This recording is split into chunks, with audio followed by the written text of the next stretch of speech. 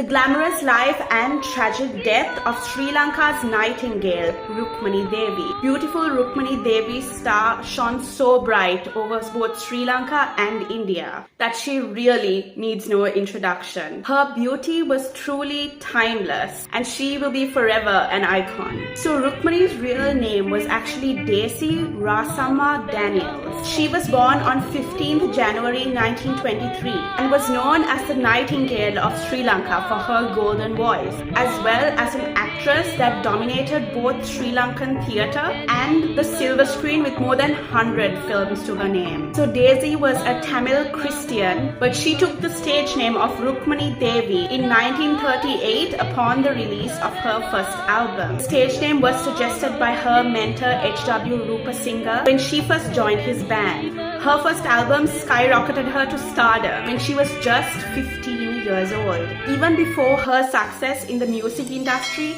she had already established herself as an actress in numerous stage plays, and her fame over the years just continued to rise in both music, stage and film. Her film career alone spanned over 3 decades with over 100 movies, the most popular being Kanuwana Junja and Ara Soisa, all reaching great heights. She also sang for the soundtracks of all her very successful films, collaborating with iconic singers of her time, such as Milton Mallavarachi, H.R. Jyothipala, and J.A. Milton. So she was the only Sri Lankan actress who did not require a playback singer in her movies. She sang every song that she appeared for. Her musical career even stretched out to India when she did an album for HMV Records. She recorded over 44 songs in both Hindi and Vanga. Guys, she was the only Sri Lankan actress to make the cover of India's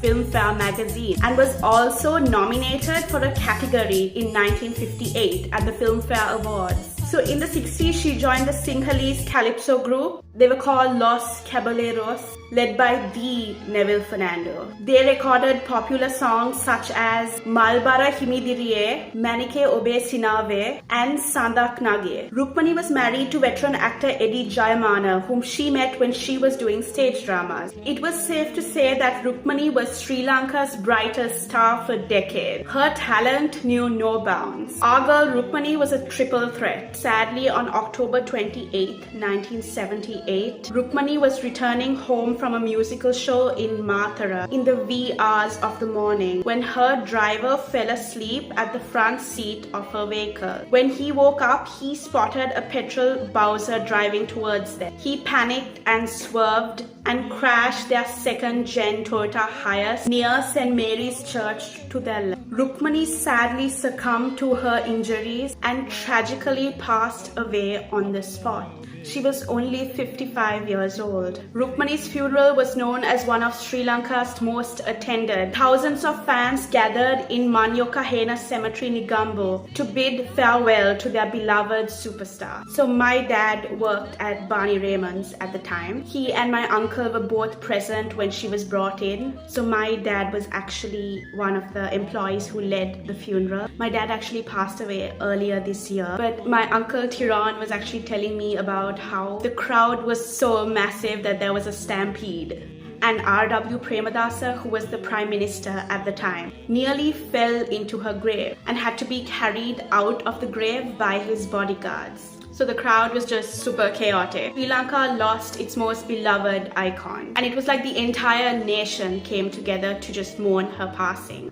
Even the Toyota Hiace that she met her fate in is now known in Sri Lanka as the Rukmani model. I've seen pictures of the petrol Bowser involved in the accident all over Facebook. It was actually auctioned in Kurunegala last year. So a marble statue to honor the late icon was erected in Kanuwana Junction Ja Ela, where she lost her life. On October 28, 1990, President R.W. Premadasa opened the Rukmani Devi Museum in Negombo. The road where the museum is located is called Rukmani Devi Mawata, situated closer to where she lived in Negombo. It was called Jayaruk. Okay, so let's talk about the rumors now. They first began in the mid-80s when residents claimed to see a woman wandering down the Kanuwana Junction where the statue is located. So several of them identified this woman as Rukmani Devi. They claimed that she looked lost. They also believed that sighting her spirit could cause an accident. But there is actually an explanation for that, which I will get into in a bit. There were also rumors of hauntings in her home in Negombo.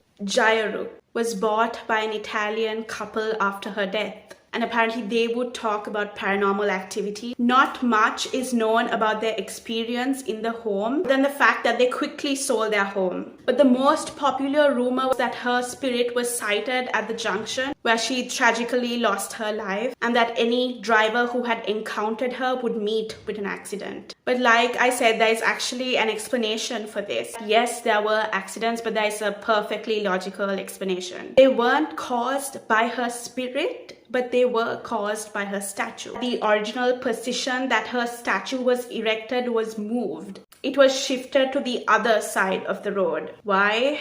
Because vehicles that would pass by the statue at night would panic just seeing the white statue and its reflection in their headlights. And this sighting alone would cause several accidents, which is why the statue's location was shifted. So the statue is still visible on the main road, but it's not prominent. So there you have it, a perfectly reasonable explanation. A special thanks to Uncle Tyrone and Sandra Aki for the stories. Rukmani Devi was truly an icon in her time. I mean, she was the Hepburn and the Monroe of her time, a triple threat. So it's time Sri Lanka celebrates our icons. All her music and movies are available to watch and stream online. If you have a story or memory of the late Rukmani Devi, or if you have any information that I may have missed out, please let me know in the comments.